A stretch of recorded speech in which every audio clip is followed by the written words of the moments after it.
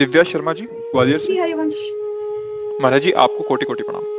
महाराज जी, मैंने सुना है कि अगर गुरु के शिष्य गलत काम करते हैं तो उसका फल गुरु को भी मिल भोगना पड़ता है। क्या ये सही है महाराज जी? हाँ, ऐसा है, भोगना पड़ता है। हमने सुना नहीं, हमने पढ़ा है। सेवा विचारम एक ग्रंथ है, वो उसमें लिखा है, या तो सभा में उस शिष्य को खड़ा करके और उसको दोषी साबित करके वो स्वीकार करे कि हाँ मैंने दोष किया, और वो कह दे मैं तुम्हें त्यागता हूँ, फिर नहीं लगेगा।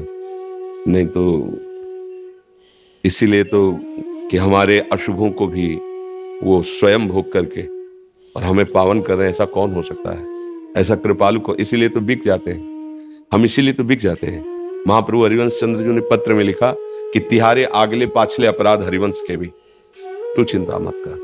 जो थोड़ा अगर इस बात पर सोचोगे तो तुम्हें डर लगेगा कि हम कोई पाप ना करें, नहीं हमसे गलती होगी और जिनको सुख पहुंचाना चाहिए उनको दुख पहुंचेगा, इसलिए नहीं। अब अपना जीवन अपना नहीं है, गुरुदेव के लिए है, तो अब मैं ऐसा कोई पाप ना करूं कि गुरुदेव को दुख पहुंचे। अगर इतना विचार कर लोगे ना तो आप भी गुरुदेव के समान ही स्थिति वाले बन जाओगे। पर प्राय ऐसा नहीं। जो बड़े बड़े महापुरुषों को बड़े बड़े कष्ट जीवन में देखे जाते हैं ना,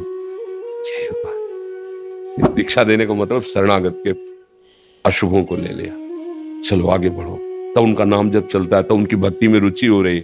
नहीं तो जो पहाड़ जैसा लगा हुआ था वो आगे बढ़ने ही नहीं देता ना। अब उनका क्या है कि भगवदानंद में स्थित है तो शरीर पीड़ा से ही, तो कोई परेशानी नहीं। और आपका मन एकाग्र नहीं, तन्मय नहीं है, शरीर ही में है, अगर उसका फल आया तो भजन रुक जाएगा। चलो तुम भजन करो। ऐसा भाई जी हनुमान प्रसाद पोद्दार जी ने जब राधा बाबा को अपने समीप रखा तो कुछ दिन बाद वो बबाशीर जो होता है ना, बहुत ही ऑपरेशन हुआ, फिर दुआ फिर कर, तो राधा बाबा को लगा ऐसा क्या प्रारब्ध भाई जी का है कि इतना कष्ट भोग रहे। तो स्वप्न में भगवान श्री कृष्ण प्रकट हुए, बोले भाई जी का प्रारब्ध नहीं, वो आपका प्रारब्ध भोग रहे हैं। सीधे अस्पताल में भाई जी से कहा ये क्यों आप कर रहे हैं? तो बोले बाबा हमें कोई फर्क नहीं पड़ता, आपकी साधना में विघ्न पड़ जाएगा, आप आगे बढ़ो, आप प्रभु को मिलो, हमें कोई फर्क नहीं पड़ता। ये जो बड़े महापुरुष होते हैं वो दूसरों के स्वयं भोग लेते हैं, भजन करो, आगे बढ़ो आगे बढ़ो। तो इसीलिए दोनों को सावधान रहना है। गुरु को भी सावधानी चाहिए कि जो शिष्य आज्ञा पालन करने वाला हो, अनुशासन में रहे, धर्मयुक्त चले, उसी को मंत्र दीक्षा दे, अन्यथा फिर भोगना पड़ेगा।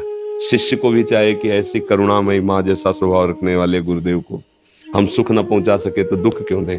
हम ऐसे आचरण नहीं करेंगे जिससे हमारे गुरुदेव को दुख हो, तो सबका मंगल हो जाएगा, शिष्य का भी गुरु का भी मंगल हो जाएगा।